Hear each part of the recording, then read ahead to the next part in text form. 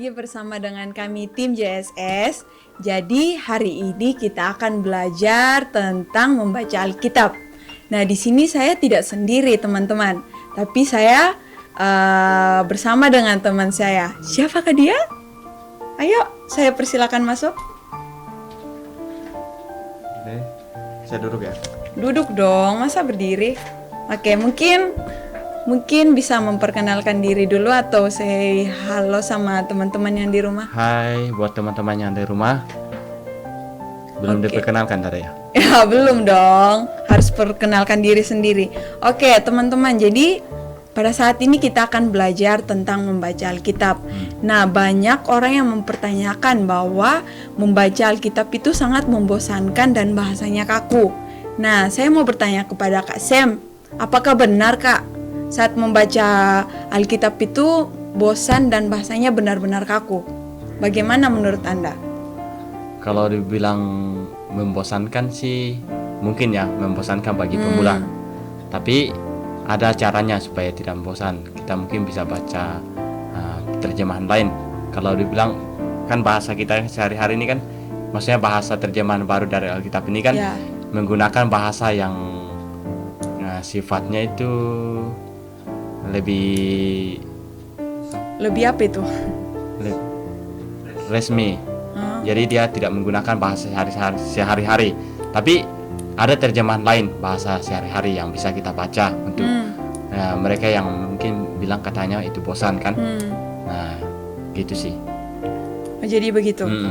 Nah, banyak juga yang bertanya nih di Mazmur 119 ayat 105 tuh.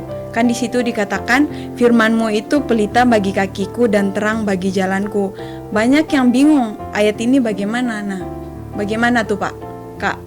Nah, kalau misalnya dibilang ayat ini gimana? Ini Artinya? berkaitan dengan Alkitab ya. Alkitab. Kan Alkitab ini diibaratkan sebagai pedoman ya. Contohnya kalau kita beli sesuatu, misalnya HP nih, contohnya HP kita beli kan pasti ada buku petunjuk penggunaan atau buku panduan kan. Nah, sama dengan halnya Alkitab itu sebagai buku panduan bagi kita gitu, supaya saat kita melangkah itu kita menuju ke arah yang benar. Gitu. Jadi dia sebagai pelita yang akan menunjukkan arah kepada kita. Oke, mengarahkan gitu ya. Kira-kira begitu. Nah, kita tahu nih bahwa Alkitab itu diilhamkan oleh Tuhan. Ya. Nah, saya penasaran, siapa penulisnya? Apakah tiba-tiba ada atau gimana? Penulis Alkitab itu diilhamkan oleh Allah ya. Maksudnya penulisnya tetap manusia ya. Pada dasarnya ya manusia. Manusia ya. Yang dipakai oleh Tuhan, maksudnya Oke. diberikan ilham bagi dari Tuhan kepada manusia. Dan itu ditulis bukan cuma satu orang ya. Itu ditulis kira-kira ada 40 orang ya dari 40 orang. Ya. Wow. Itu perjanjian lama dan perjanjian baru. Gitu. Dalam waktu yang berbeda, misalnya tahunnya dan tahun penulisannya itu berbeda dan orangnya juga berbeda. Kira-kira ada 40 orang. Dan perlu kita ingat bahwa Alkitab itu meskipun ditulis oleh orang yang berbeda dan dalam keadaan waktu yang berbeda, tapi Alkitab itu tidak ada yang bertolak ke belakang gitu. Oh, jadi Alkitab ini kayak cerita juga ya? Iya, ada pengarang dan penulis. Wow. Nah, oke. Saya mau bertanya nih, manfaat dan pentingnya membaca Alkitab tuh apa sih?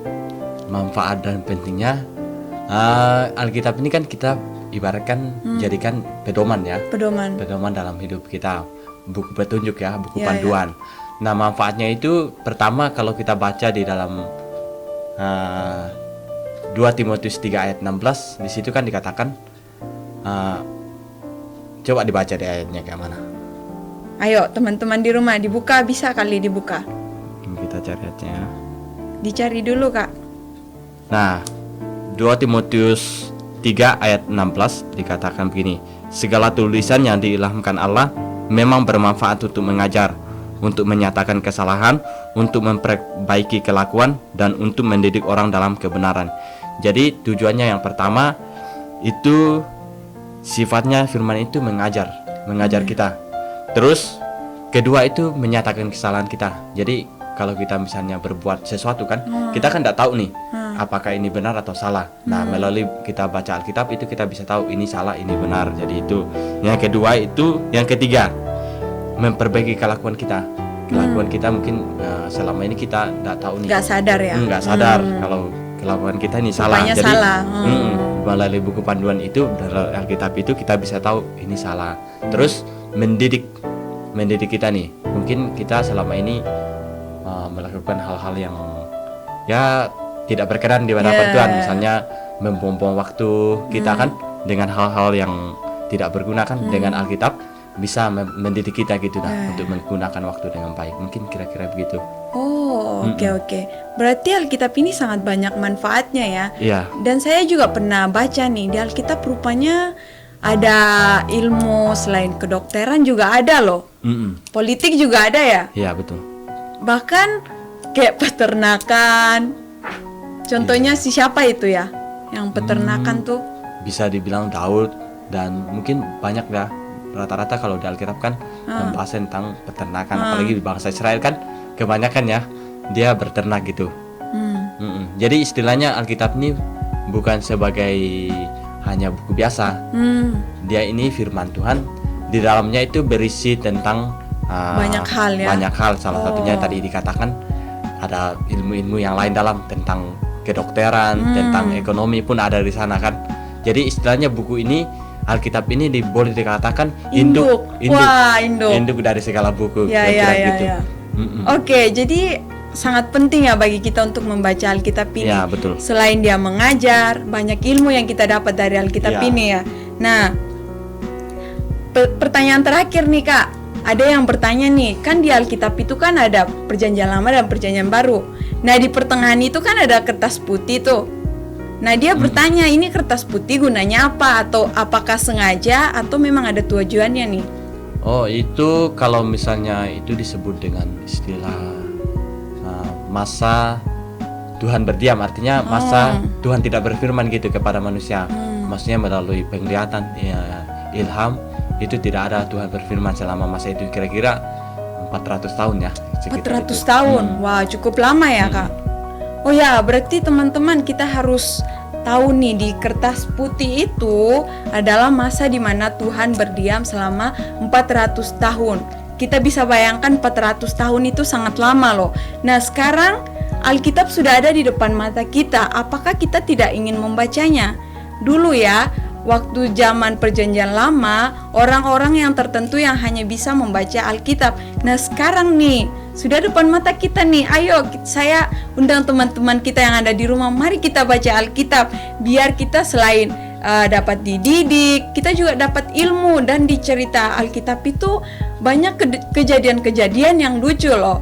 Oke, saya mengundang adik-adik yang di rumah untuk membaca Alkitab. Oke Kak Sem, mungkin ini saja. Saya mengucapkan terima kasih kepada Kak Sem untuk meluangkan waktu hari ini. Oke, sebaik untuk teman-teman yang di rumah. Bye-bye. Sampai ketemu di pelajaran berikutnya ya. Jalanku, firman-Mu pelita bagi kakiku, terang bagi jalanku.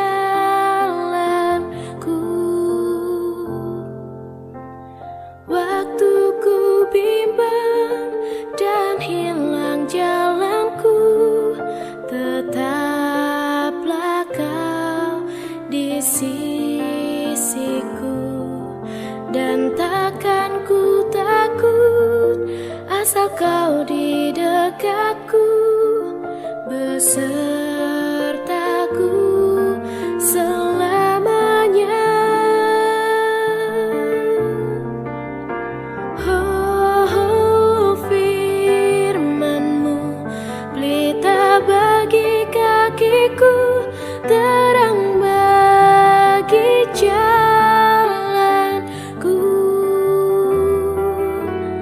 Firman-Mu pelita bagi kakiku, terang bagi jalanku, terang bagi jalanku.